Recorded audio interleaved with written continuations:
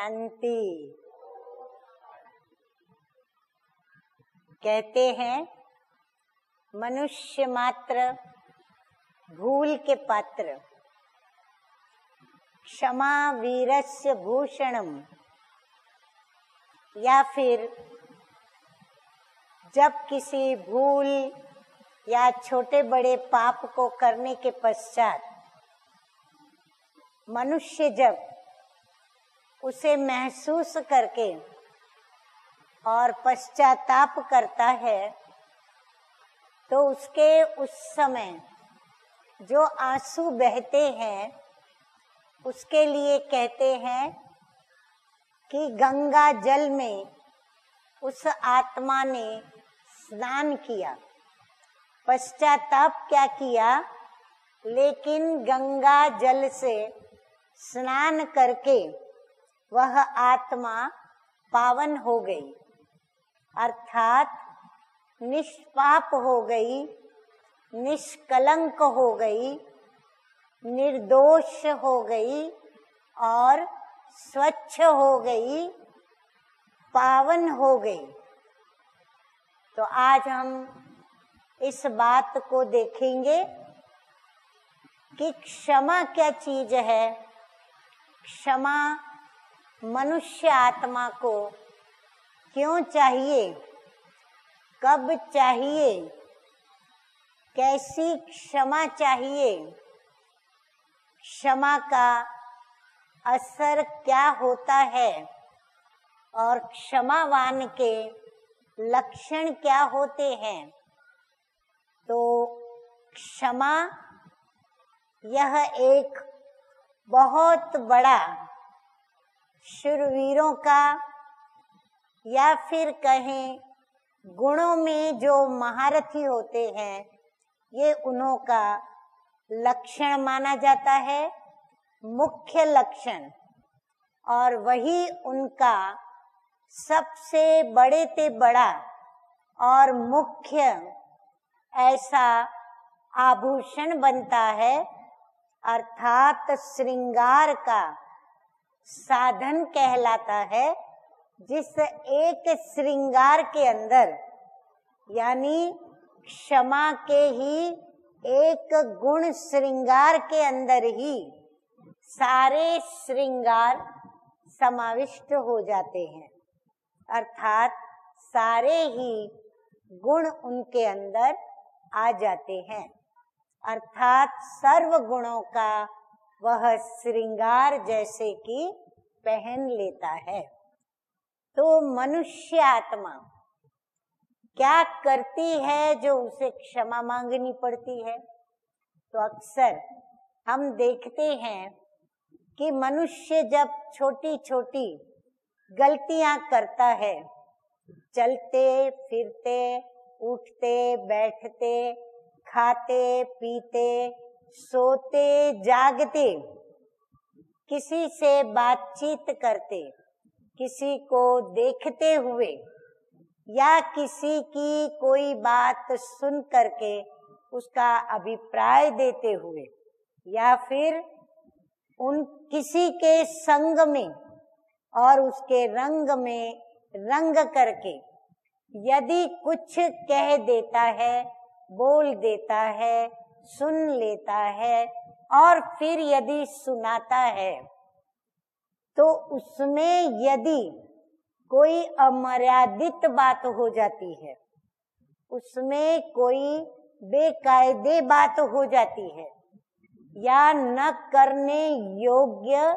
कोई कर्म वह कर लेती है या फिर जो करना उचित नहीं था वह कर लेती या फिर मान सम्मान की किसी को हानि पहुंचाती या फिर स्थूल में भी किसी को हानि पहुंचाती, तब वह आत्मा क्षमा करती, क्षमा मांगती है कि मुझे माफ करो, क्षमा करो। तो माफ करो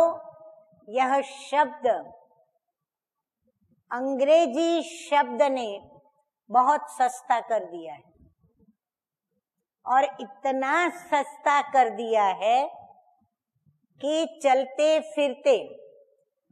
दिखने में तो ऐसा लगता है कि सॉरी कहने वाला कितना सभ्यता के साथ पेश आया, उसके अंदर कितनी नम्रता है, अहंकार से वो मुक्त है। परंतु देखा जाए तो आज ये सॉरी शब्द या मुझे माफ करना शब्द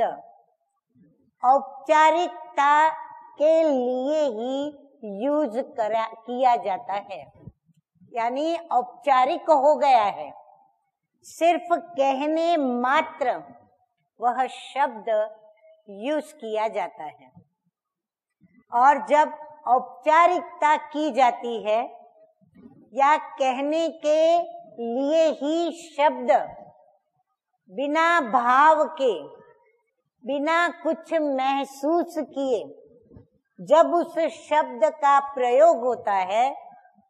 तब वह शब्द जो है वह दिल से निकला हुआ न होने के कारण वह सॉरी या माफ करो, ये माफ करने योग्य भी नहीं होता, सॉरी करने वाले को क्षमा करने के योग्य भी नहीं होता, क्योंकि जो औपचारिकता से और ऊपर ऊपर से या कहने मात्र सॉरी शब्द का प्रयोग करने से वह भूल का परिवर्तन नहीं होता, वह भूल भला नहीं करती। किसका भला नहीं करती? जो सॉरी शब्द को बोलता है, जो माफ करो शब्द को बोलता है, उसका वो भला नहीं करती। क्यों? क्योंकि ऊपर ऊपर से बोला गया शब्द बदलाव नहीं लाता, औपचारिकता से बोला हुआ शब्द परिवर्तन नहीं लाता, और किसी भी भूल को करने के पश्चात उस भूल में बदलाव लाना अर्थात परिवर्तन करना कि वह भूल फिर दोबारा न हो, ये समझ, और समझ के बाद वह भूल फिर से किसी भी कर्मेंद्रिय के द्वारा कर्म में न आए, तब कहे सॉरी सही माने में की गई। तो भूल, गलती या छोटा बड़ा पाप जिसके लिए क्षमा मांगना, क्षमा कोई कर दे, या जिसके संबंध में वह भूल या छोटा बड़ा पाप संबंधित है, जब तक उस व्यक्ति के द्वारा क्षमा नहीं प्राप्त होती, जब तक उस क्षमा का या उस भूल का क्षमा के रूप में सामने वाली व्यक्ति क्षमापना नहीं करती, अर्थात माफ नहीं करती, या फिर वह भूल करने वाली व्यक्ति या फिर पाप करने वाली व्यक्ति उसका पश्चाताप नहीं करती, तब तक उसके अंदर परिवर्तन नहीं आता है, नहीं आता है, नहीं आता है। इसलिए भूल की क्षमा मांगी जाती है, पाप का प्रायश्चित किया जाता है, ताकि भूल करने वाली आत्मा, पाप करने वाली आत्मा उस भूल का और पाप का प्रायश्चित करके और अपने में बदलाव ला सके, अपना परिवर्तन कर सके और जीवन के अंदर सुख और चैन से वो जी सके। अक्सर आप देखेंगे कि जिनको सिर्फ औपचारिकता से सॉरी करने की आदत है, वो कभी भी सामने वाली व्यक्ति की तकलीफों को समझ नहीं पाता। हाँ, वो तब समझता है जब उस ही प्रकार की तकलीफ उसे प्राप्त हो। सामने वाले का दिल दुखाकर कईयों को पता भी नहीं चलता कि किसी का दिल दुखा दिया, मेरे किसी भी वचन से या किसी भी कर्म से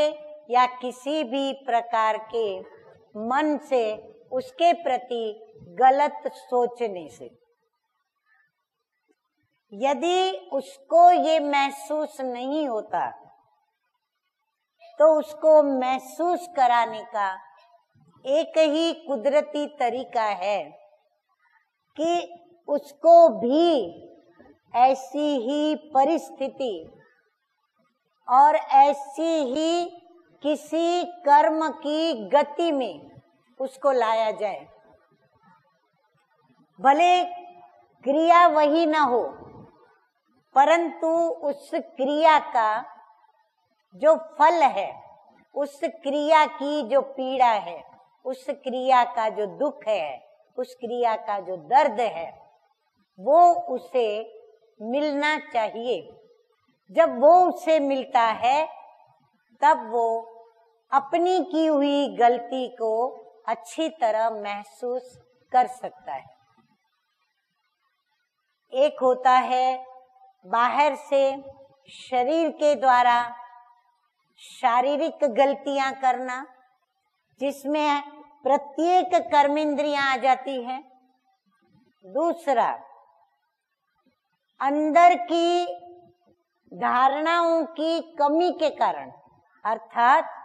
अवगुणों की कमी के कारण या किसी शक्तियों की कमी के कारण या फिर कर्मों की गति की समझ की कमी के कारण जब कोई इंसान गलती करता है या भूल करता है तो उसे सजा मिलती है। तो दो प्रकार से इंसान भूले करता है, एक बाहर से, दूसरी अंदर से। जो बाहर से गलतियां होती हैं वो प्रत्यक्ष होती हैं, पर जो अंदर से गलतियां होती हैं जो दिखती नहीं,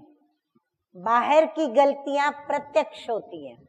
परंतु अंदर से जो गलतियां होती हैं वो अप्रत्यक्ष होती हैं, वो गुप्त होती हैं, वो सिर्फ वह व्यक्ति जानता है, उसकी आत्मा महसूस करती है। और यदि कोई जानता है तो कहा गया है, माना गया है और ये एक सत्य हकीकत भी है, बिल्कुल सच है कि ऊपर वाला जानता है। एक व्यक्ति स्वयं जानता है, ध्यान दे, दूसरा ऊपर वाला जानता है, जिसे अंतर्यामी कहा जाता है, जो हम सब की दिलों को जानता है। ऐसे नहीं कि वो हम लोगों के अंदर बैठा है इसलिए वो जानता है, नहीं, वो इस विश्व का रचयिता और मालिक है। हम सर्व बच्चों का वो पिता है, इसलिए वो हम बच्चों की हर बात को जानता है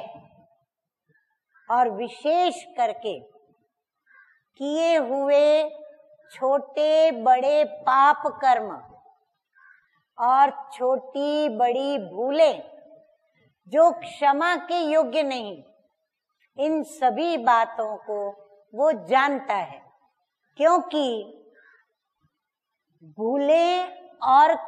पाप कर्म जिससे संबंधित होती हैं या जिसके संबंध में होती है, वह व्यक्ति को दुख की प्राप्ति होती है। भूल यदि कड़ी है, पाप यदि कड़ा है, तो वह व्यक्ति को दुख और दर्द की पीड़ा भी दर्द के रूप में होती है, अति होती है, जो वह भुला नहीं पाता। रह रह करके उसे वह दर्द जो है वो दुखी करता रहता है। तो कोई भी पाप कर्म या बड़ी भूल करने के पश्चात हम ये समझते हैं कि हमने यदि प्रभु के मंदिर में जाकर या अपने इष्ट देवी देवता के आगे हाथ जोड़कर अगर हमने उनको सुनाकर क्षमा मांग ली तो हमें क्षमा मिल जाती है। हम सुना करके तो हल्के हो जाते हैं,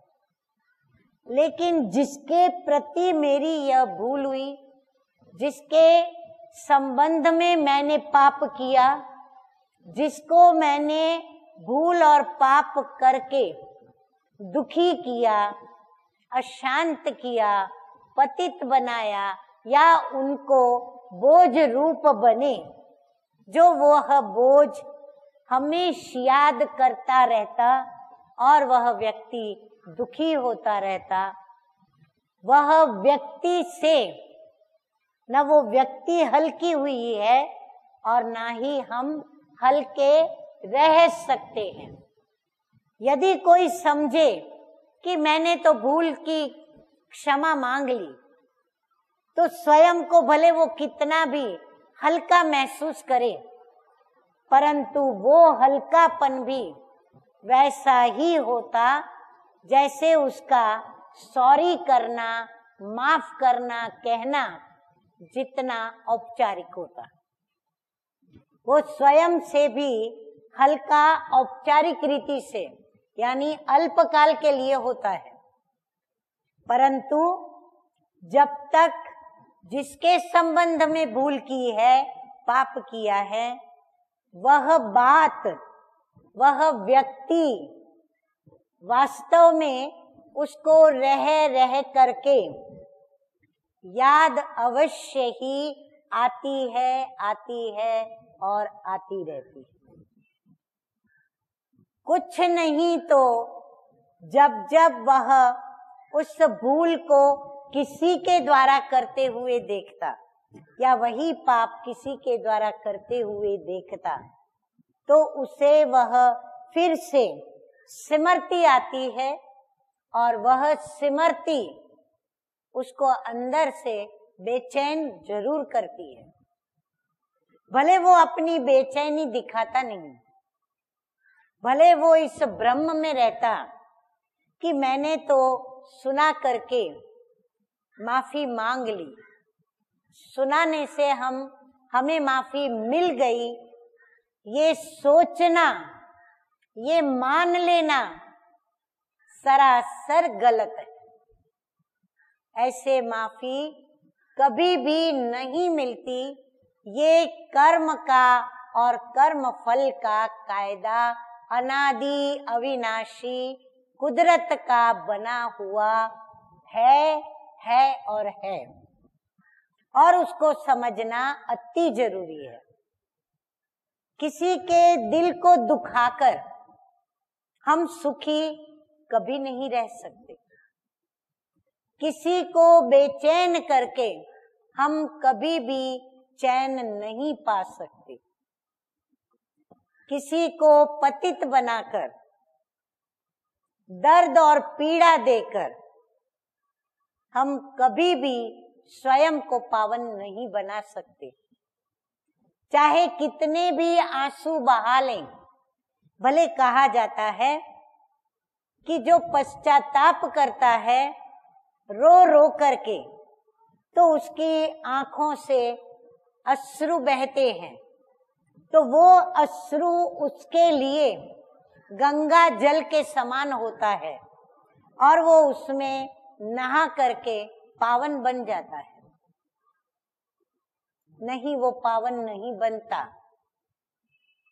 भले वो अश्रु बहाकर अपनी गलती को महसूस करता है, तो वो इस स्टेज तक पहुंचा कि वो इतना स्वच्छ हुआ कि उसको अपनी भूल या अपना पाप महसूस हुआ। परंतु जो महसूस हुआ, जो कर्म किया, उसकी सजा का क्या? कर्म की सजा अवश्य प्राप्त होती है, ये कायदा है। कर्म का फल तो उसे भोगना ही है और भोगना ही पड़ता है। तो कर्म का फल वो कब भोगेगा? तो आप देखेंगे कि प्रत्येक व्यक्ति के जीवन के अंदर कुछ समय के पश्चात अचानक ही ऐसी तकलीफ आती है जो तकलीफ उसने कभी किसी को पहुंचाई। ऐसा दुख आता है जो दुख कभी उसने किसी को दिया। ऐसी पीड़ा का अनुभव वो अवश्य करता है जो कभी उसने किसी को दी, या उस दर्द से अवश्य वो पीड़ित होता है जो कभी उसने किसी को ऐसा दर्द दे करके पीड़ाएं पहुंचाई। भले वो भूल जाता है कि मैंने किसको कैसी पीड़ा पहुंचाई, किसको कैसा दर्द दिया, किसको कैसा दुख दिया, वो भले अपने कर्म को भूल जाए, लेकिन उसके कर्मों का जो किताब तैयार होता है, जिसमें उसके जमा और ना का खाता लिखा जाता है, तो उसके पाप कर्म में वह जमा होता जाता है, होता जाता है, होता जाता है। तो क्षमा कब मिले?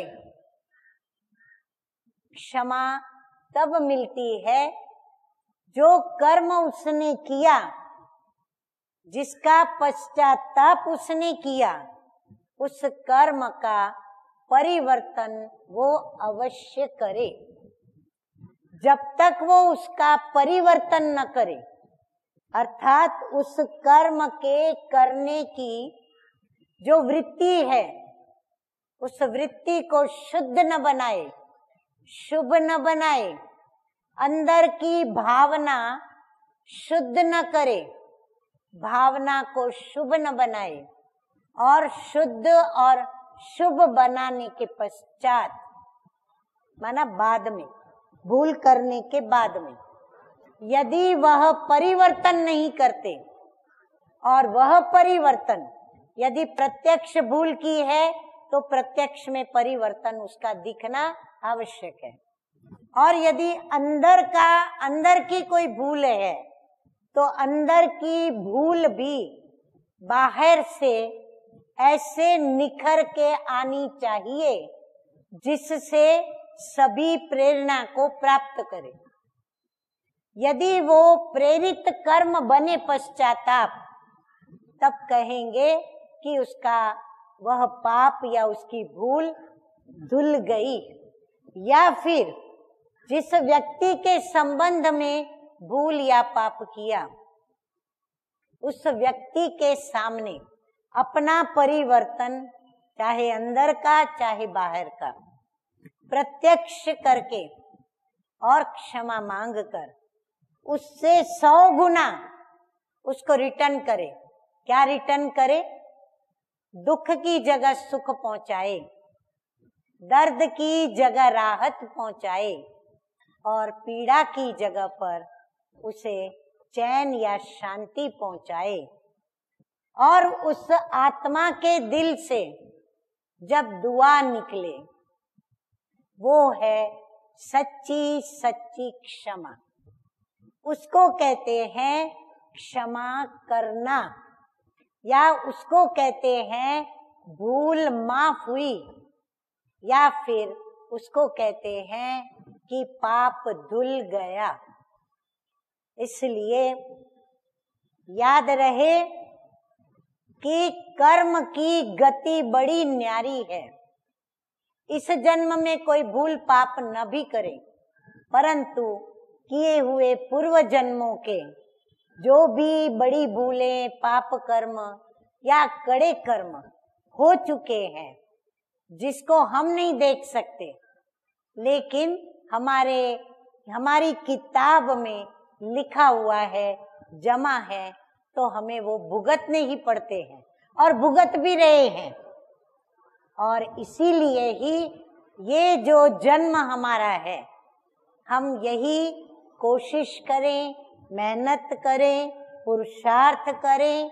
ध्यान रखें कि हम ऐसी कोई कड़ी भूले न करें, कोई ऐसा पाप कर्म न करें जिसकी क्षमा हम मांग न सकें, जिसकी क्षमा मिल न सके, जिसका परिवर्तन हम कर न सकें और उसकी सजा हमें प्रभु के दरबार में जाकर के भुगतनी पड़े। अतः कर्म श्रेष्ठ करें तो श्रेष्ठ कर्म का फल श्रेष्ठ प्राप्त हो। ओम शांति।